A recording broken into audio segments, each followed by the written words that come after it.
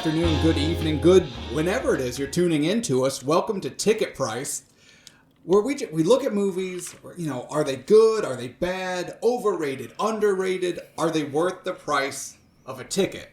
I'm a co-host, my name is Jake, I'm the one with hair, it's on my head. Sitting across the way, a full foot and a half at master control is Tevis. Say hi, Tevis. We're way too close.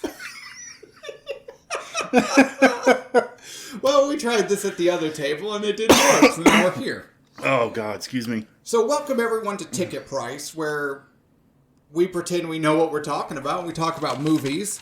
And for episode 1, big deal, episode 1, we lay out some ground rules. So we're looking at movies that we love, movies we hate, maybe movies we've never actually seen before. But regardless, up to 7 days before we record, we have to sit down, watch these movies, and we have agreed to go into them with an open mind. So if it's that was so hard. It really was, as we'll get into. Yeah, that was so difficult. Because maybe it's a movie that I really, really love, but I can't let nostalgia cloud my judgment. Is it as good as I think it is or remember it being? A movie I hate. Does it deserve that hate? Right? So Most of them do. You say that about everything. You're just a hateful man. But that's just that's the framework that we're going into. So for episode 1, our very first movie, I'm super excited about this one. This is The Shining, the 1980 Stanley Kubrick masterpiece. It's called a classic. It's called a masterpiece. It's been called hot trash. It's recently. And well, as long as you're talking, I'm sure several more times. But okay, 1980 adaptation of a Stephen King book. The screenplay by Stanley Kubrick and Diane Johnson. Directed by Stanley Kubrick. Are you noticing a theme, anyone? Why do you think Stephen King wasn't brought in to help write this? Because unlike Stanley Kubrick, Stephen King didn't help fake the moon landing. Which he proves in the movie. Because he has that shirt on. Doc wears that shirt one time. Yeah, and they never call him Doc. We'll get into it. God. We'll get into it. Okay. Starring Jack Nicholson as Jack Torrance and Shelley Duvall as Wendy Torrance. Okay. I will be nice.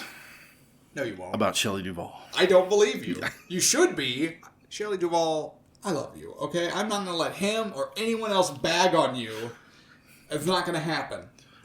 I loved Popeye.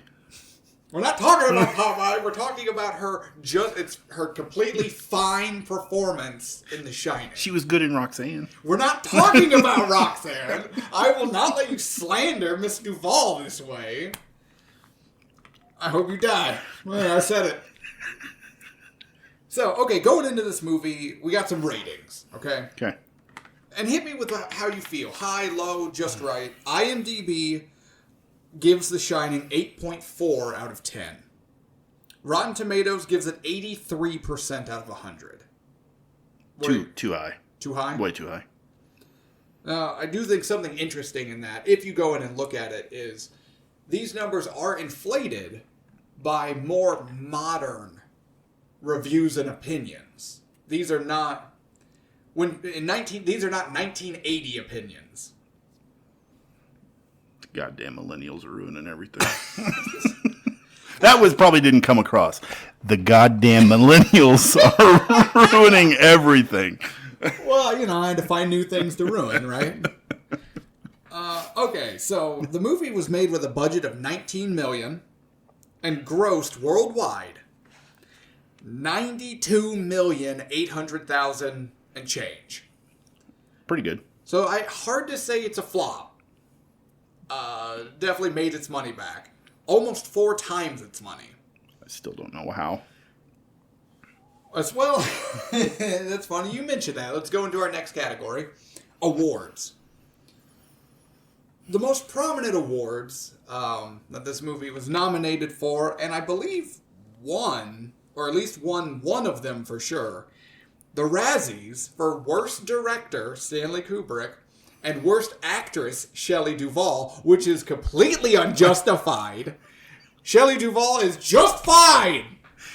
I believe she did win, and I believe it got rescinded because of what came out about how mistreated she was on the set. And it was also, they did it at the same time that they took away Bruce Willis's Razzie Award because they found out he had that disease. So they literally gave him an award for being the worst actor, and then we're like, oh shit, he's got dementia or something, and he's still acting. Maybe we shouldn't give him this award. Well, I mean, okay, to be fair, I'm okay with that rescinding. Like, that's not... No, I agree. Hey, I agree. This person in a wheelchair did real shit in the long jump. Let's give him an award for worst long jump. That's not fair. No, I agree. So I do believe that Shelley Duvall did earn the award, but they were correct in taking it away. Because it was not her fault at all.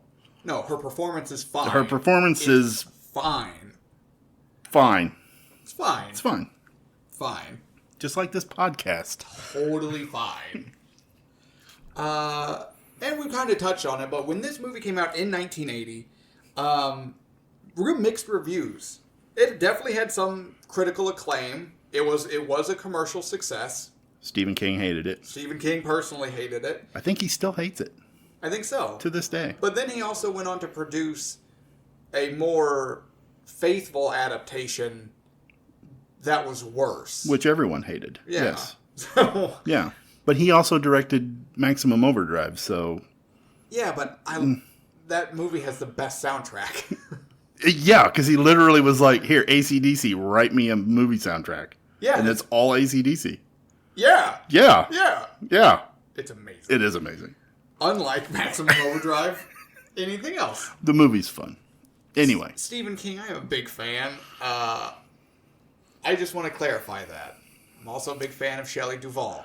Stanley Kubrick can suck a dick. Stephen King, I love your books. That is all. Stay writing. Don't direct anymore. How? We're not getting into this again. We're not going to do it. I digress. But the film was also heavily criticized. Some of the biggest complaints from it being that it was too slow. I get that. Too disconnected. I get that too. And overly violent. I've seen more violence in Bugs Bunny cartoons. Okay. Shelley hits him with the baseball bat. Yeah. He axes Scatman. Yes. Which was... That's it. Am I wrong? Was very quick. Yeah. The girl's laying in the hallway covered in blood, but I've seen worse in a haunted house. But isn't that more gore? To me, violence is like there's an action involved. Yeah, I agree with that. Yeah, so that is basically those two that you said. Yeah, was the axe and hitting him with the baseball bat. So okay, now let's change gears and move into our history with the movie.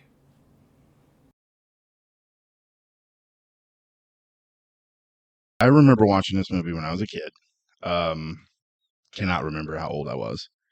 But even then, I don't think I was old enough. I know I wasn't old enough to comprehend the deeper meanings of the movie.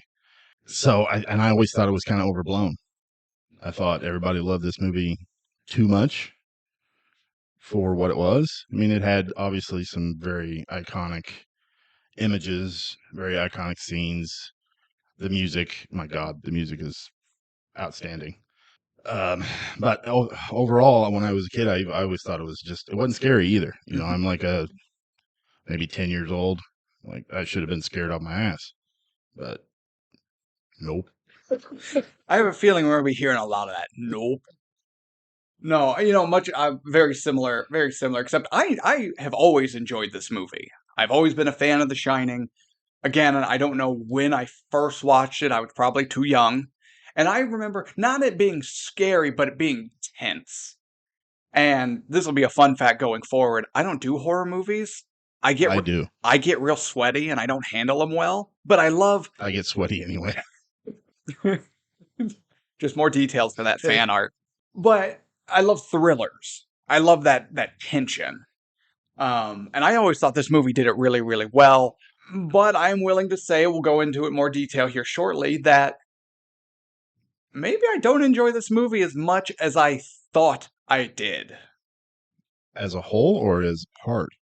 Do you enjoy the parts of the movie, like the iconic scenes, more now that you've rewatched it? You know, that's a fair point. And okay, the movie as a whole, I don't know if I necessarily enjoy it as much as I did. And I'm still debating on the big question that we're getting to.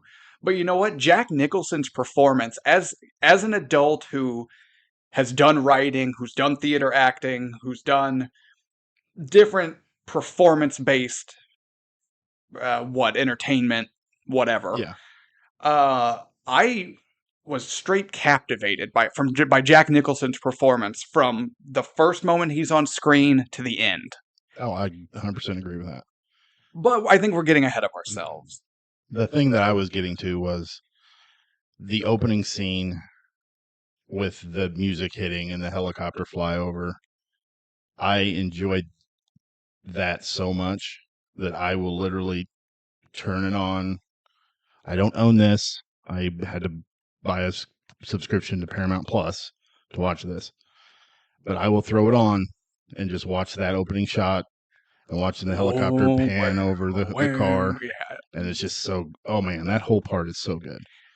And that music, it's so good, but not in a classic musical like it's musically, because it's distorted and it's wonky. Yeah, but it's not something that's going to be on my Spotify playlist. Then why did you At show all. it to me on your Spotify playlist? Why are you going to sit here and lie to? I saw that. But no, that's something too. We'll get into the score and the helicopter flyover. Technically, from a technical standpoint, this opening is amazing. So, going into you're sitting down, you're about to hit play to start your rewatch. What is going through your head? What is your just quick opinion on the next, what is it, 2.5? Yeah, it's about 2.5 hours. 2.5 hours, something. Honestly, I was prepared to be bored. I was prepared to be bored. Prepared to just like, this idea is terrible. Yeah. Why are we doing this? 100%. I was like, I don't know what I got myself into, but push play. See, I'm not excited. That's too strong a word, but I was ready to enjoy a movie with my wife, but I had my notebook. I'm taking my notes as I'm going. But I was like, okay, because we had talked some before rewatching, just our thoughts and opinions on it. And I was like, man, am I remembering it better than it is? You know, because even look back on your childhood, you remember the good, not so much the bad. Your memory always distorts things for the better. Am I remembering this movie better than it was? So I was a little nervous, actually. I'm like, man, I don't want to sit here and say Tevis was right. That's what I don't want to do when I come on this show, is be like, yeah, he was right. So it's not so much you didn't want to be disappointed, it's just you didn't want me to be right. Correct, yeah. Okay, yeah. that's fair. Yeah, That's I just didn't want to have to look you in your eye and be like, you were right. So going into it, we just talked about the opening scene. It's fantastic. Jack driving to the Overlook. Then he gets there, and we get the interview. The big black title card, The Interview. And then the longest nothing scene. You were talking about spoiler review. I wanted a spoiler warning right before the interview started, because it ruined the whole movie. Yeah, I agree. When he sits down and he talks about what happened at the Overlook, I was like, okay. You're gonna Thanks. You're gonna be isolated for 9 months. When the snow falls, it's 20 feet deep. The previous caretaker went crazy and murdered his family with an axe. Hope that doesn't happen to you. And Jack is just like, that won't happen to me. Don't worry. Wait, that's not my Jack Nicholson impression. No, that just happened. I don't know what I was doing there. I don't have a Jack Nicholson impression. I think we would all disagree. No, that was. And as I'm speaking that, I realize I'm like, I'm sort of sounded like Jack. Why am I even trying? Well, the thing you gotta remember, Sparky, is that isn't gonna happen to the J-Man. Sounded like Robin Williams in Aladdin. My Jack Nicholson is not a Jack Nicholson impression. It's an impression of Robin Williams doing an impression of Jack Nicholson. Genie. Oh, real talk. I'm looking forward to when we get to Aladdin. But Yes. But oh my god, this interview scene just goes and it goes. The one thing I took away from that interview scene, did you catch his tie? Whose tie? Jack Nicholson's tie. I remember looking at it, but It was a green textured tie, and it looked like the hedge maze. No, I didn't. Yeah, that was the first thing I spotted. And knowing what I know about the movie, I was like, there's the genius of Stanley Kubrick right there in our face. He's saying that this is how it's going to end. We are trying really hard to tone in our language and, not perfectly edited out or anything, because we're all adults here, but this is worth it. Fuck Stanley Kubrick. Fuck him. That was sarcasm on my part. Oh, yeah. No, I'm very serious. I am not. We're not getting into all of the theories and hidden messages in The Shining. Oh, I'm talking about the Apollo moon landing that he faked. Are you kidding me? It's obvious. It's on that kid's shirt. I hate you. Okay. Anyway, back on track. Oh, and also, speaking of the interview, murdered his family with an axe, and the Overlook was built on an Indian burial ground, and it's just spoon-feeding you trope after trope after trope, and leaving nothing for the viewer to experience. Was the Indian burial ground thing a trope at that point, or did it get ruined by Poltergeist and movies after? I think to answer that question, it depends on if you are an avid Stephen King reader, because Stephen King loves Indian burial grounds. He predominantly loves writing about white people building on Indian burial grounds and the spirits not being happy about that. We'll get into Pet Sematary. Wasn't the Tommyknockers kind of that? Yeah. I don't remember. I read part of the Tommyknockers when I was a kid, but I was like, no, I'm done. I'm pretty sure. I know. I think he was too hyped up on coke back then. Wait, I thought Tommyknockers was after his car accident. He got hit by that car and was on pain medicine. The car was full of coke. It was the 80s. Yeah. That was what his airbag was filled with. It was him. It was Macho Man Randy Savage. And it was most of the members of Poison. Don't forget Bobby Brown. Oh my god. Okay, so then have we made it past the interview yet? No, we're still here. We're still here because this section of our show is just as long as the goddamn interview. If you think that these two guys need to quit talking about the interview, this is how I felt watching the interview. All right, smash cut to a black screen that just says "at home" or whatever the hell it is. Because we see Shelley Duvall and Danny. Oh yeah, when they're sitting at the table watching TV. Yeah, and then we get more exposition because as Jack is having his interview, Danny has his first serious Shining encounter with the spirits of the Overlook. Oh, Tony Soprano. What? Yeah, his little guy, his little finger man. It was Tony Soprano. Sorry, Mrs. Torrance. Big Pussy isn't here.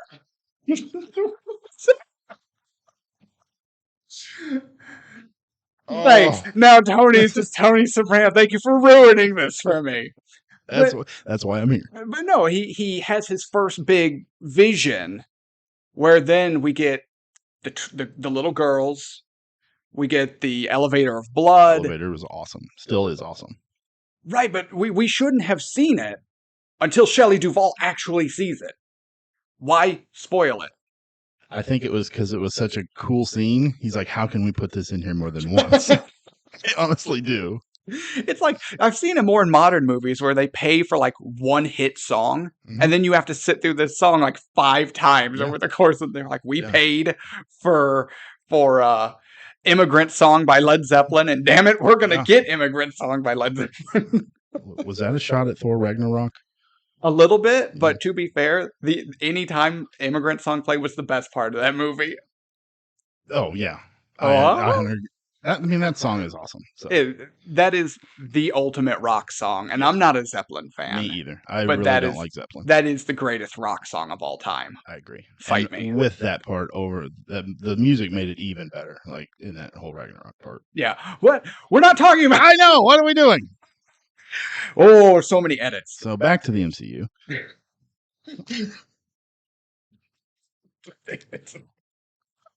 When do we get Jack Nicholson in the MCU? He would have been a better MODOK. I think he is MODOK right now.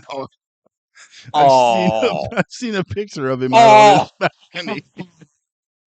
I'm sorry, Jack. I love you. You're my favorite actor of all time.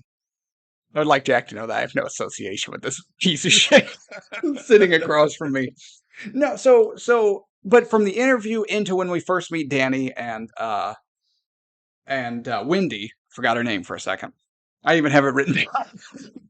We're still just spoon-fed, really ham-fisted foreshadowing and spoilers. Just, hey, we don't know. Well, actually, I was about to say he sees these two little girls. We don't know who they are. But oh wait, yes we do. There's not even a mystery there because in the interview, Jack's told the caretaker murdered his wife and two daughters. Two daughters, the Grady's. Yeah. What, 10 and 8 and however old they are, with an axe. And so you go, oh, there are the daughters. Jack's gonna see or Danny's gonna see the daughters, and I don't know what the elevator is, but whatever.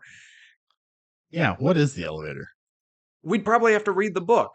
But this is not a book podcast. No, because I read. Fuck, I don't read. In one of those, the documentary 237. Yeah. They just say that it's the blood of the Indians' burial ground coming up from the ground. Which I'm like, okay, that's kind of a reach, but yeah, I never put. What? You mean Stanley never. Kubrick made a crazy reach, or the fans of this movie have made a crazy reach? And is it the fans of this movie or the fans of Kubrick himself? Yes. Yes. The only thing worse than Stanley Kubrick are the diehard fans of Stanley Kubrick. You mean the ones that say he cannot make any mistakes no matter what he does? Yeah. It's kind of like the George Lucas and Peter Jackson fanboys. And of all these three, I actually like Peter Jackson. He's fair. Lord of the Rings, man. That's it. His war documentaries are good. I haven't watched those. I don't want to be sad when I watch movies. Well, it's not a movie; it's a documentary. I mean, I guess I am sad. I watched this. You'd actually learn something. But no, so they make it to the Overlook.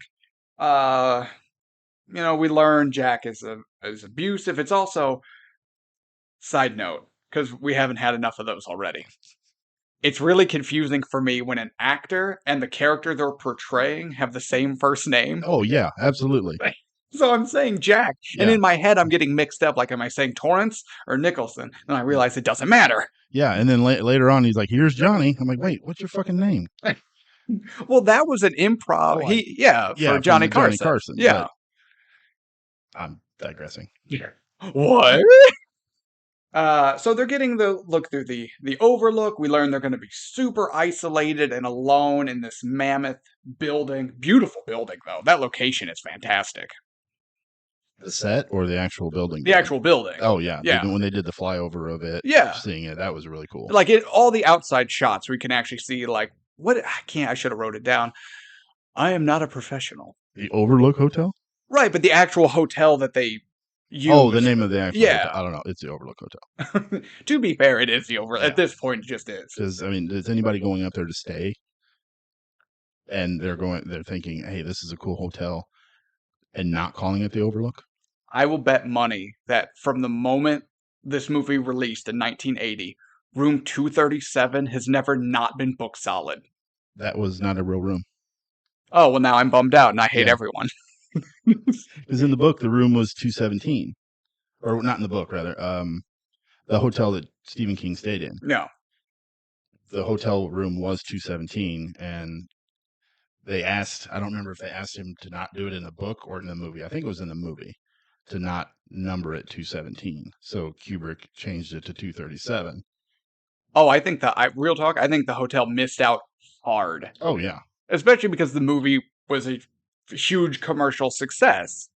I agree. That room would have been book solid from when the movie came out to as we're talking presently. 100%. Yeah.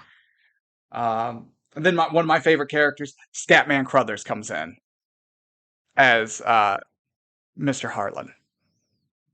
That whole scene of Wait, Harlan? Hathaway. What?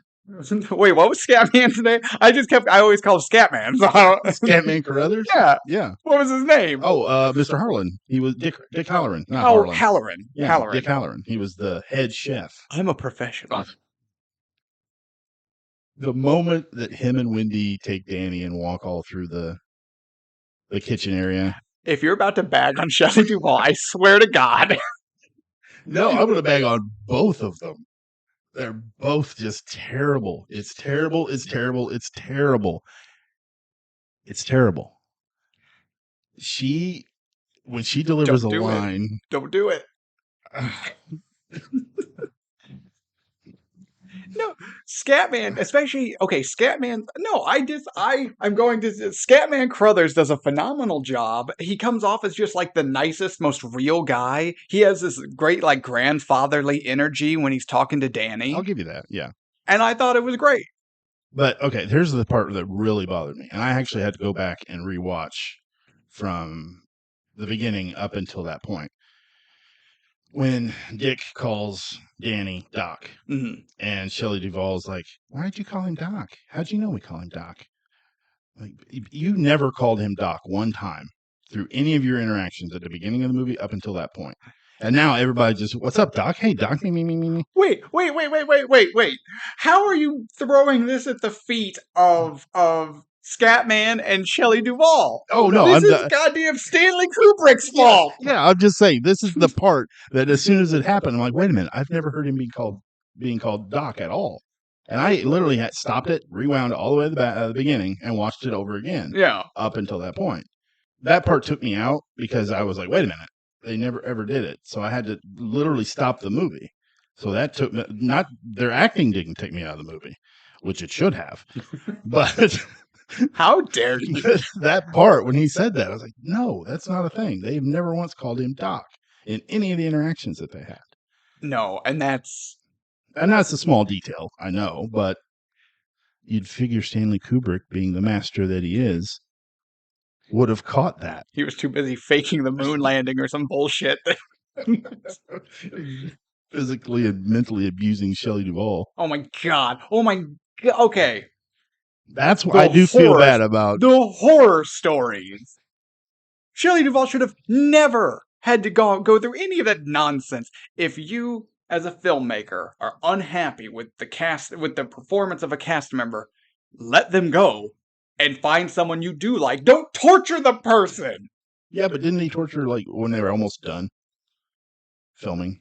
Oh, it doesn't matter. Well, no, I'm just asking because I mean, at that point he's like, shit, I can't refilm all this stuff. Oh, but I agree. No, I agree 100%.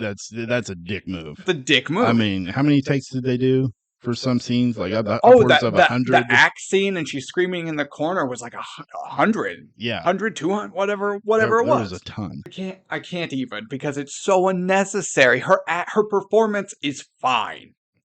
It's fine. It's fine. It's fine.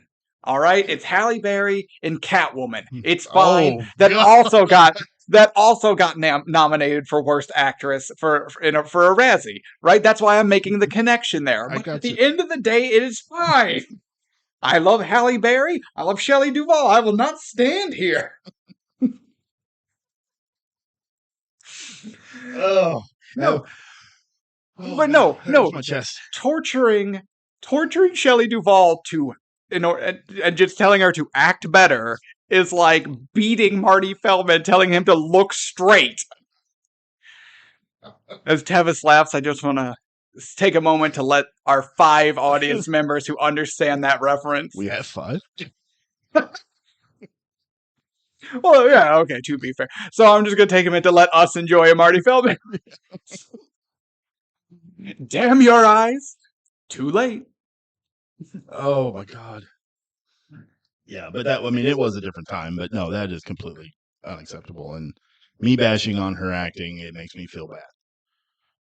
As it should. It does. It's fine. I do. Because it's fine. Anyway, so Dick Halloran, you absolutely love the head chef. Yeah. He was the favorite part of the movie. No, Jack is my favorite part of the movie. Okay, good. Okay. Oh, speaking of Jack, okay, he's such a dick in this moment. He's not even full crazy. But as a writer, damn, this is true. He's got his writer's block and he's just trying to get it. Shelley comes in talking about whatever, and he's like, Is that when he's talking about the weather? When she's talking about the storm that's coming in?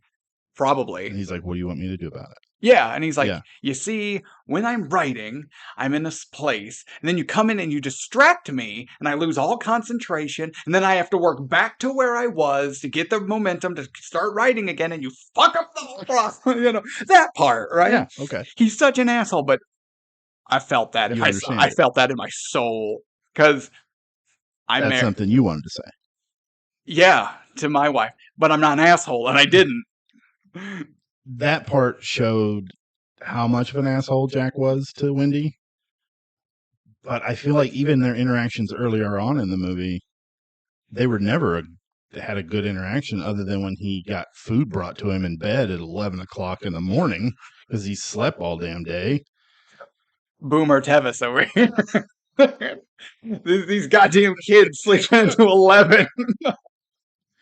But here's playing your fucking Minecraft and Fortnite, Roblox, you sons of bitches. But we learn, yes, Jack is abusive to her. He's abusive to Danny. He's a drunk. He's not a good guy, and their marriage is on the rocks anyway. Yeah, a little bit. I mean, we don't get to. This is the first moment we really get to see as an audience, see and experience that. Because the rest of the time we're just told. This movie is with Danny's accident. Yeah, his accident. I'm doing air quotes. Thank you for our listening audience. I've done it too, though. It's really hard not to. But no, if you are a writer, if you teach a creative writing class, anything like that, watch this movie, have your students watch this movie, and it is the reason that the writing world says show, don't tell. This movie only tells. I'd agree with that. Thank you, Stanley Kubrick. Yeah. The brilliant Stanley Kubrick. This is the first time we actually really get to see. They've had some tense interactions, or Jack's been overly gruff, but this is the first time we actually see him go full on. Is there any part of this movie that is worth diving into deeper? Oh. You got some gas built up there? You got that heartburn setting in? The first thing that comes to mind is you see it when he's sitting in the hotel reading the Playgirl magazine. Which, real talk, I didn't even notice. I saw he was reading a magazine, but that's not where my attention was. Yeah. So I didn't know what it was. Well, because, I watched that part twice because I had to go back at the beginning of the movie. You were looking for Doc. I was looking for Doc, and then all of a sudden I come up on a Playgirl. So how the hell does that work? Wait, should we take a moment to talk about how you now said that the one thing in this whole movie that genuinely captured your interest was Playgirl? I'm not judging. I just think we should talk about this. I mean, why not? But I kept thinking, I'm like, and then I looked into it. During my research, found that one of the articles in that magazine was about why parents sleep with their kids, have sex with their kids. And then, the whole Danny thing with the bear, and Danny is the bear. Yeah. From multiple scenes, you can tell that he's supposed to represent the bear. Yeah. And then at the end with the bear in the lap of the guy. Like, Jack diddles. So bad. Yeah. Let's just use that term. Yeah. Diddles is a better word. Yeah. Is it? Better, yes. More acceptable. Good, no. Yeah. Now, can I bring up something about all this? Specifically, the bear sea. Yes.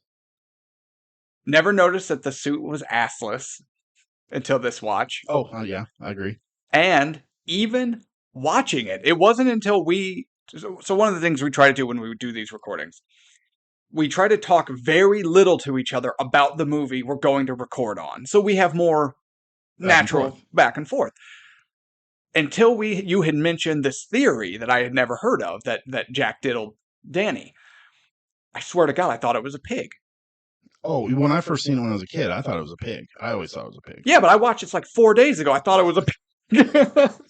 I have friends who are furries and have personas and all this stuff, and that suit looks like a fucking pig.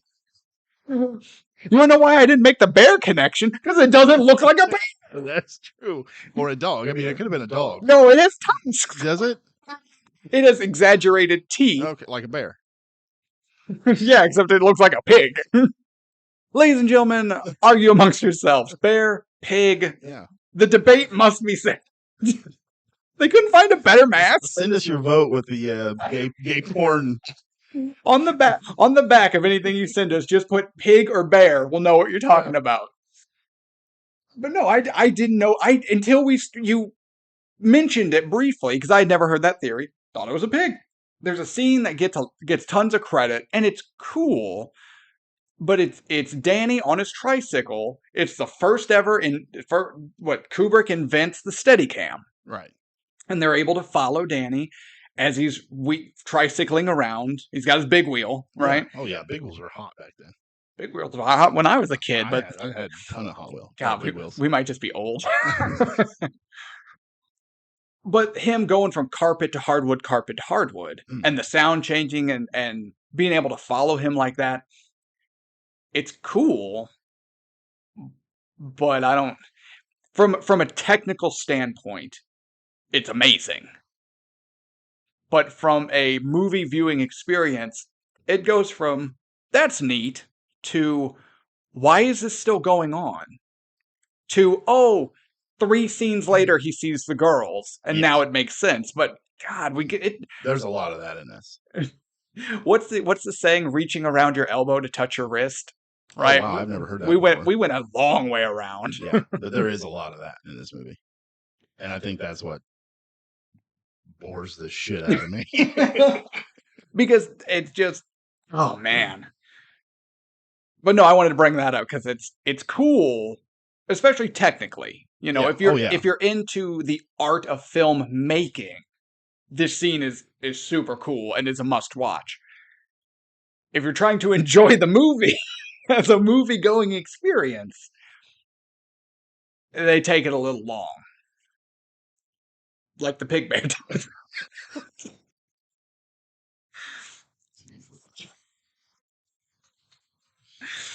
Yes. Everyone can cringe at that.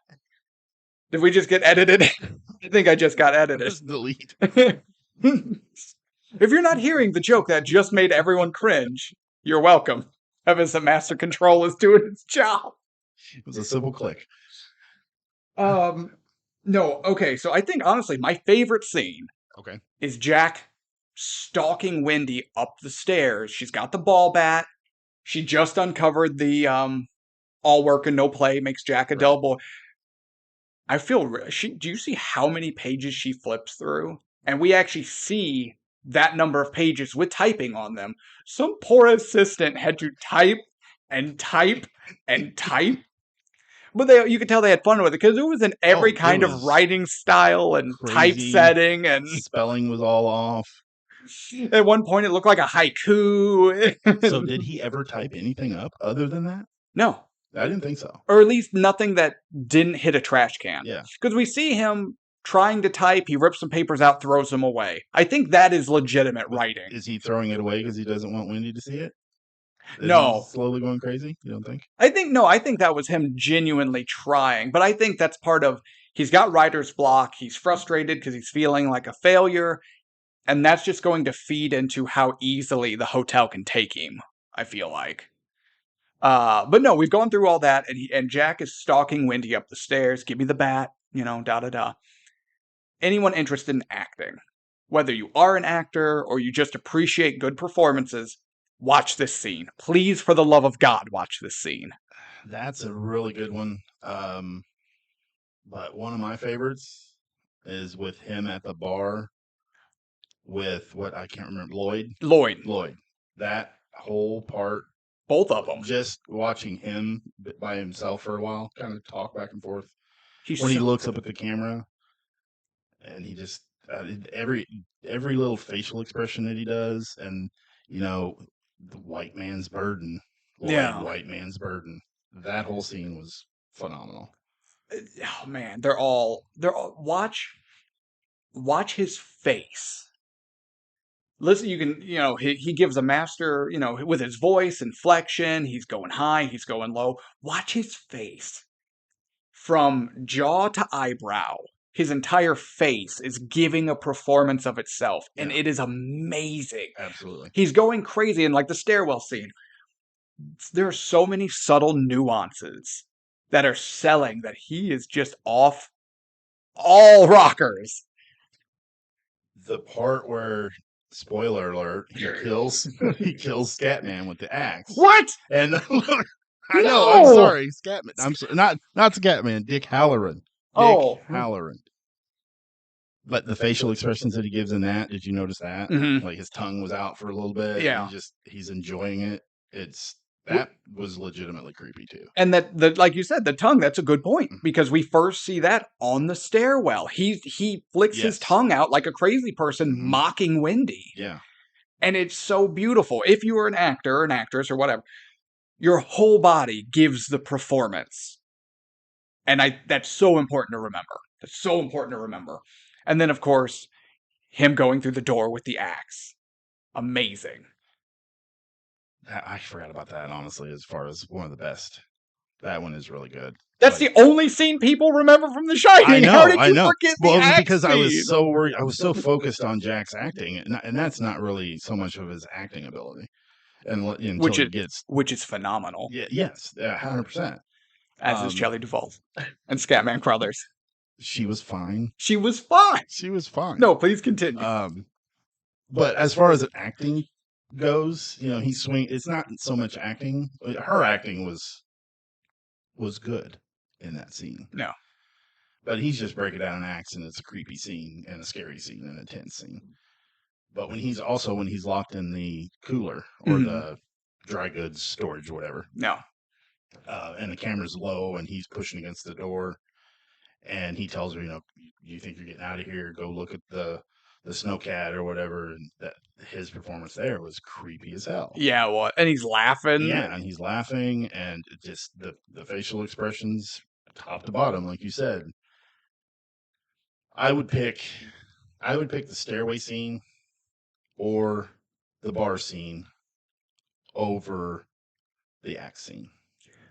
As far as overall, My favorite. okay, yeah, Yeah. heat of the moment. Yeah. But his face peering through the cut in the door is such a striking image. It's so that single picture is sold the movie, right? It had to. Yeah, but now going back and watching that and seeing how it's been overdone so much with other movies or cartoons or whatever, it's almost a caricature of itself. Yeah, it is. And he does that. Here's Johnny. How many people rewatching that movie or watching it for the first time would even know what the hell that means? Being it, the Johnny Carson show. Right. Well, you know what? That's one of the things I'm okay with as a consumer of media, consumer of entertainment. If I'm reading a book, watching a movie, whatever, if there's a reference or I'm like, that didn't really make a lot of sense to me, I'm okay doing a little homework if I enjoy something. Nobody's going to do that. I will do it. I will do it, and all the Kubrick fans do it. I promise you that. Oh, yeah. Yeah, they probably got it all tattooed on their God, back. I'm lumped myself in with the Kubrick fans. God. But seeing that part, it reminded me, because when I first seen it, I was like, man, this is really cool.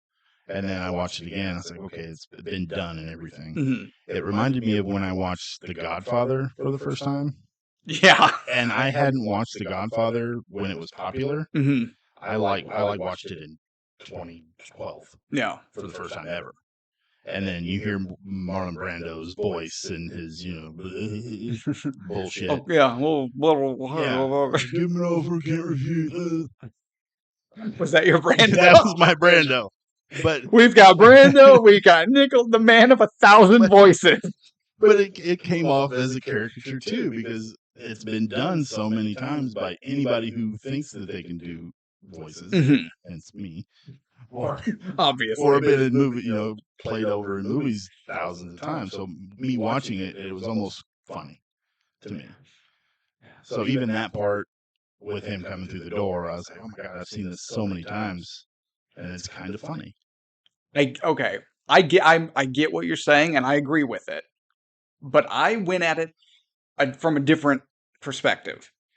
I've seen all the clones, I've seen all the copycats, all the satires, whatever. And watching the original makes me appreciate it even more. Because obviously you've got the people doing it jokingly, that is what it is. But the people that are trying to genuinely copy that intensity and that moment, and they all fail. They all fail. Yeah. So for me, I appreciated it even more because Jack is so good. So I want to touch back on your love of Dick Halloran. Yeah. And his sweet bachelor pad. And his sweet bachelor. Hell yeah! What is up with the posters? What are you talking about? Why would you? Look at the posters around your place. Yeah, look at our recording studio. They're not topless women. That's because you're a nerd. No, you've got Batman with an accentuated bulge here. It's Batman boner. What are you gonna do? I believe it would be called the Bat Boner. You think Robin's ever handed him down the Bat Boner from the helicopter? If I had to guess, I would say Bruce Wayne's young ward has handled the Bat Boner a few times, yes. I like Batman, I don't like Robin. And I don't like that dynamic. That's a separate issue. What was the point of that? Of him laying in bed watching TV, and then over the TV there's that picture of the naked woman. Man, with the giant afro. Was an amazing afro. It's an amazing afro. And then he's just laying there like almost comatose. Watching the news. And then above his bed, there's another picture of a topless woman. I don't see the problem with what you're describing. I don't see what's the point, Kubrick fan? What's the point? You'll have to ask one. There's none here. Is it their play on twins? When they don't look, those women don't look anything alike. No, but I'm just saying they're two naked women, so it's symmetrical. You are reaching like a Kubrick fan for that one. No, I think that was an interesting design touch, and that's as far as I don't. It plays no purpose. And if I had to guess why it was there, someone's like, "Ooh, is there going to be boobies?" Right? And it's probably someone going. It was the 80s. Yeah, somebody went, "Are there going to be boobies?" Well, she had 3 boobies, right? Going back to Schwarzenegger. God, I hate Total Recall. Total Recall is amazing. No, we'll get to that later. God, I hate Total Recall. Next. God, I hope we don't pull that name out of the hat. Consider this a divorce. Wait, was that your Schwarzenegger? That's my Schwarzenegger. My God, the rage! We've got Nicholson. Yes. We got Schwarzenegger, and I don't even remember the second one. It was Brando. Brando, yeah, that's what. I put a lot of effort in that one. Fucking babbling asshole. Contender. No, I really wanted your opinion on the whole bedroom choices. He's just an older man, bachelor, trying to enjoy his winter off. I'll tell you right now, in Florida, with his charm, Scatman bucks. I don't know if we're going to censor that or not. If we do, I get it. If there was a hard stop in the audio just now, I may have used rather vulgar language expressing my thoughts on how Scatman Crothers, on his winter break in Florida, was very successful with the ladies. At least 2 of them. Okay, so going... If everything in this movie, this is what you have the biggest problem with. Scatman's bachelor pad. It's not a problem. It's just I'm wondering why the choice. It was the 80s. Did you see any of the carpet or wallpaper in this movie? In the boiler room. In any of it. It's awful. The Wendy in the boiler room, there was a bunch of naked women in the boiler room, too. Well, yeah, but you got a bunch of lonely boiler room operators. Yeah, that's true. It's like Die Hard when he's going through and he's going through the... Remember, and he actually uses it. It references back though because he uses the naked lady posters as reference to know where he is in the building. But at least that gives it purpose. Exactly, gives it. This is just boobies. Okay, boobies and afros. So the Jacob Holston biography. Boobies and afros. Got him! Oh, Jesus Christ. Okay, back to Dick Halloran. And actually, it's kind of not really Dick Halloran. When Delbert Grady was talking to Jack in the bathroom. Right. And he references his son talking to somebody. Talking to an N-word. Let's just call it what it is. I don't remember that. I didn't either. And when that hit, oh my God, it hit me hard. Yeah. I legitimately kind of backed away and was like, what the? It's shocking. Yeah. And what gets me is, especially since it's never even. It doesn't matter. It doesn't matter. It's never even made a point that he's even a black man. Right. It's because it's never mattered. No.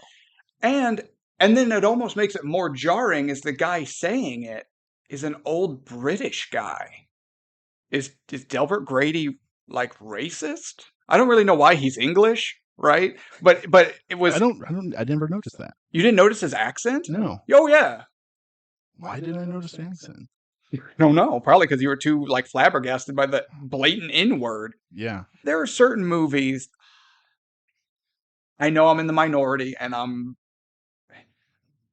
in the right context because I'm a historical buff. It's part of what I went to college for.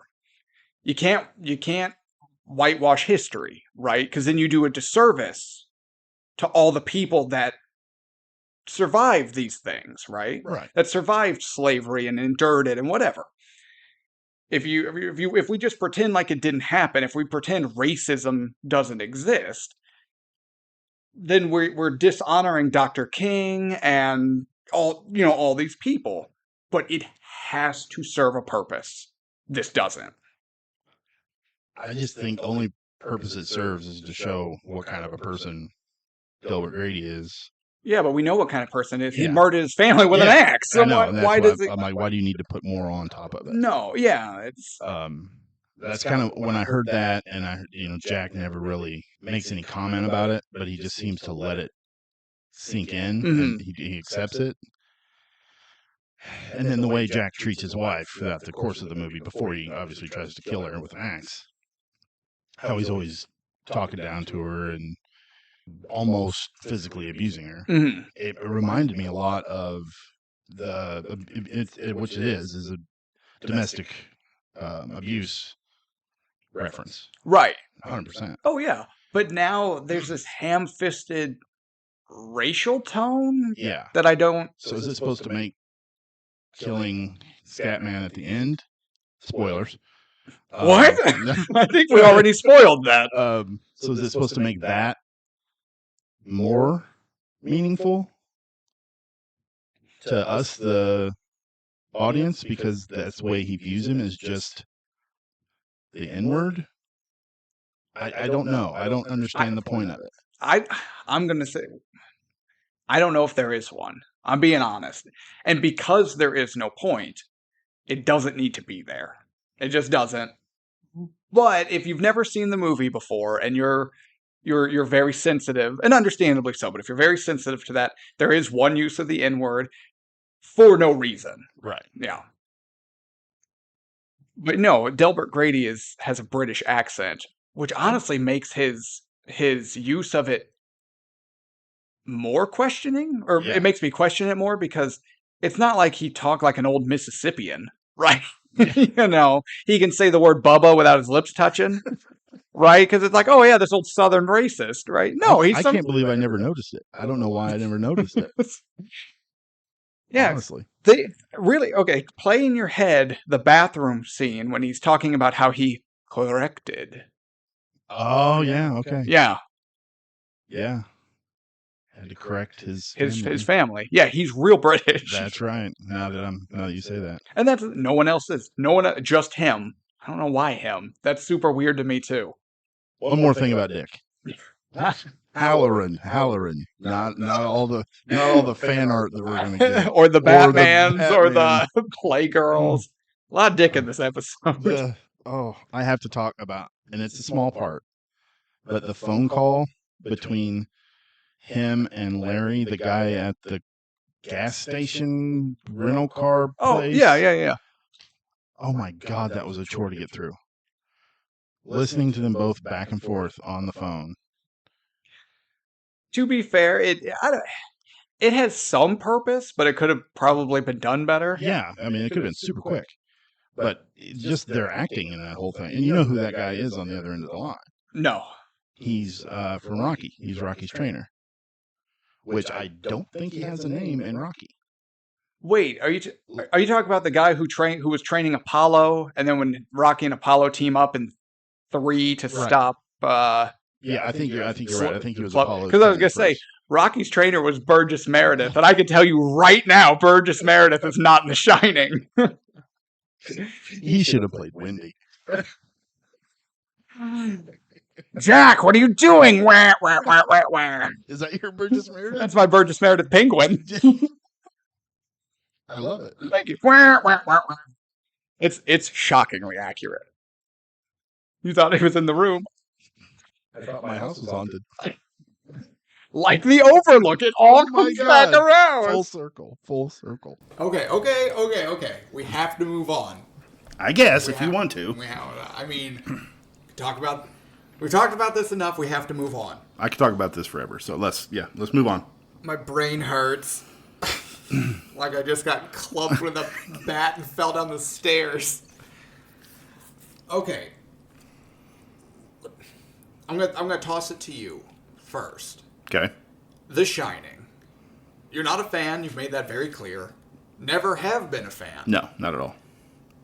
So, good, bad, overrated, underrated, creamy middle, where it should be. Don't ever say creamy middle again, please. I want everyone to clip creamy middle and send it to us so I can play it to Tevis over and over. But is it worth the ticket price? The Shining is a combination of amazing music, amazing acting, outstanding moments of the movie that are stitched together with extremely slow and boring action, unactionable. What the fuck does that even mean? No, continue. Yeah, keep going. I'm so glad I'm letting you talk. More. I'm gonna have to cut this.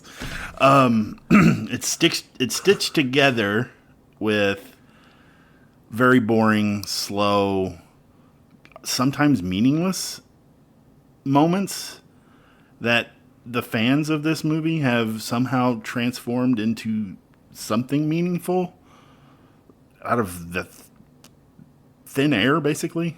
I think it's definitely an overrated piece of garbage. Oh, yeah. Not just overrated. No, it's a piece overrated of garbage. Piece of garbage. But I do have to admit, it does have very memorable and outstanding moments. But as a whole, it's overrated. Definitely not worth the ticket price.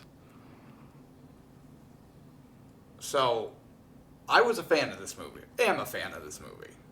I'm not going to use past tense. I still like this movie. And you own this movie, don't you? Yeah. Okay. I've bought it twice in my life at this point. Okay. It's like me and Skyrim. You're the reason they won't release Elder Scrolls 6. Everyone listening, stop buying goddamn Skyrim and make them release number 6. You're the problem. Unlike Shelley Duvall acting, which is fine. Boom, full circle. Saved it, full circle. But no, we've talked about everything Jack Nicholson does in this movie is so nuanced and is such a masterclass in acting. And the scenes, especially, whether it's him stalking Shelley up the staircase, or even just before when she's going through his writing and all work and no play. That was fantastic. The act scene, the bar and bathroom scenes, they're all amazing. So this is where I feel conflicted and where I have to be honest with myself in terms of what we're trying to do here. What is this show about? I would have said pre-modern era, this movie is a classic and must be watched and is worth it. But knowing now that we could just get on YouTube and watch just those scenes that make the movie worth it and not watch all of the exposition. There's so much exposition. That honestly ruined the good scenes if we think about it too hard. And not have to see Scatman. How dare you? First of all, we'd definitely see Scatman get hit with an axe. I would watch that over and over again. How dare you? You're just jealous of his apartment. There's some problem here, nerd. He's got sexy ladies on the wall. You have Batman penis. Don't make fun of my Batman penis. But no, if I'm being honest with myself, this movie is overrated. It just, God, it pains me to say it, but it is. It just is. If you've never seen The Shining before, if you've never seen it, get on YouTube, get on wherever, and just look up the highlights. Right? It's a football game of movies. Just watch the highlights. You don't want to sit through, oh, look, there's another timeout. Oh, look, now, That is spot on. Just hit the highlights, get the big awesome moments, move on with your day. And God, so is it worth the ticket price? No. I like this movie, so it pains me to say it, but I also now have to admit that you are right, and I don't like that. Don't like that. Not many people do. Any closing thoughts? Are we done here? Can I go home, watch The Shining? I'm going to go hang some pictures in my bedroom. Shining is good. It is good. All right, everyone. I'm Jake. This is Tevis. This has been Ticket Price. Thank you so much for listening. If you've made it this far, why? What are you doing? Get help. Yeah, don't you have, friends? Don't you have The Shining to watch? It's something. All right, everybody. Peace out.